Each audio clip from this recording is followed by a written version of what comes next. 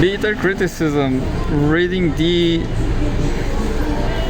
usual genocide dossier from Al Jazeera. How many Palestinians are died today? How you dare? Well,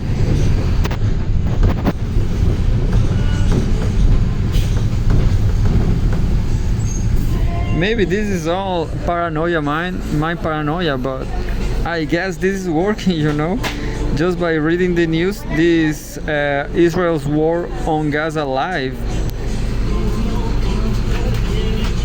Maybe this is working, because the first time I started reading this, the first week, it was like 100 Palestinian dead, 60 Palestinian dead, understand?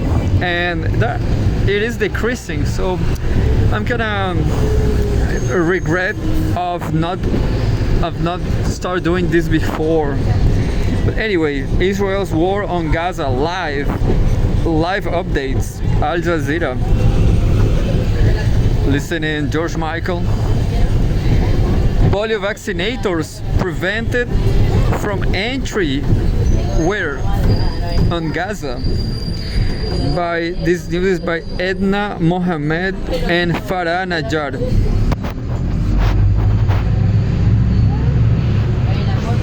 Farah Najjar, September 5th, 2024. The Israeli army is refusing to coordinate the entry of medical teams affiliated with the emergency polio vaccination campaign into some areas of southern Gaza, the health ministry says.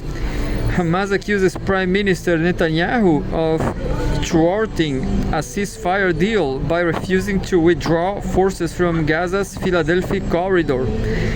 We can read more, but I always just read the resume and well, 40 minutes ago now. Rush to vaccinate children as polio drive continues. So this is a good news, actually. Nobody died, just 15 million people. How many people? It's like more than 40,000, almost 50,000, I guess. Terrible. It's a catastrophe. It's polemic. It's very tricky, isn't it? Because Hamas has some guilty in all the start, but in the accumulate, Israel is a great genocide. Capitalism is a great genocide. Oh, we have one more, 27 seconds ago, look. That's internet's magic. Blind bias. Hamas tells US to exert real pressure on Israel. Hamas lead negotiator has urged the US to press Israel for a truce in Gaza. Quote, if the US administration and its President Biden really want to reach a ceasefire and complete a prisoner exchange deal, they must abandon their blind bias towards the Zionist occupation and exert real pressure on Netanyahu and his government. Qatar-based Khalil Al-Hayya said in a statement. He said Hamas still supports a proposal backed by Biden and a UN Security Council resolution for a ceasefire in Gaza. Quote, we confirm our adherence to what was agreed upon after President Backed proposal at the end of May and UN Security Council resolution number 2735, which the movement agreed to on July 2nd, Al-Hayya said. Quote, we warn against falling into the trap of Netanyahu, who uses negotiations to prolong the aggression against our people. And well, that was the latest. I just read I didn't finish the previous. I don't remember where I was rush to vaccinate children. I was worried about, like most Palestinians, Ashur has been displaced at least once, finding shelter in the Al-Amal neighborhood of southern Khan Yunis. His child, like many others, has fallen ill from sickness spreading through the unsanitary makeshift shelters. Terrible situation for Palestinians. We have a photograph. Terrible war world.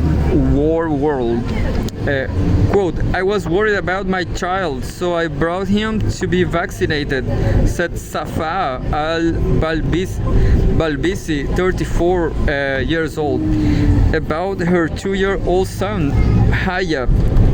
Quote, the war lack of cleanliness and living in tents and on the streets, along with the widespread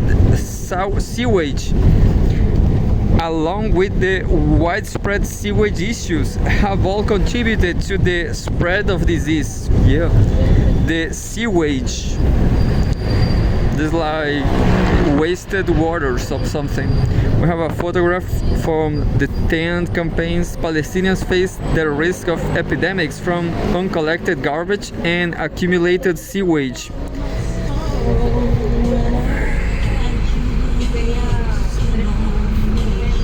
And 30 minutes ago, listen, UK halts some of its arms exports to Israel. The UK government says it will stop some of its arms exports to Israel, fearing the use of certain weapons could violate international law. Israel's prime minister called the move shameful and said it will help Hamas. What are the implications of this decision? Well, there's a 23 minutes podcast. I'm not gonna read this because, yes, always terrible, but I just reading the basic.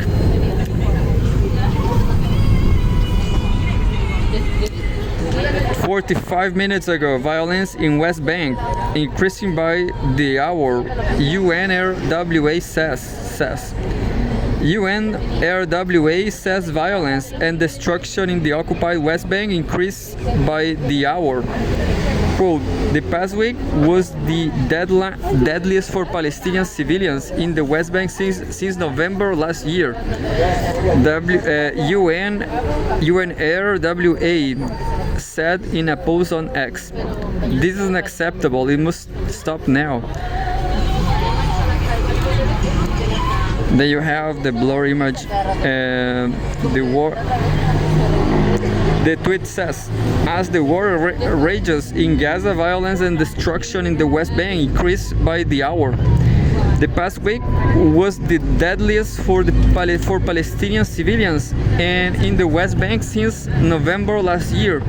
Many people were killed, including 7 children.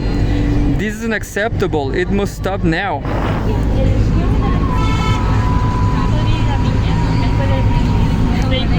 And the very last one, 27 minutes ago, hundreds marched silently through Tel Aviv streets.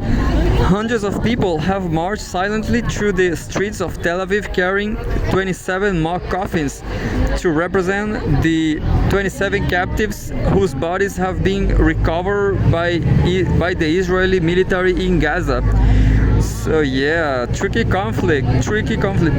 Quote, Benjamin Netanyahu, the prime minister, sentenced Carmel, my cousin, to death.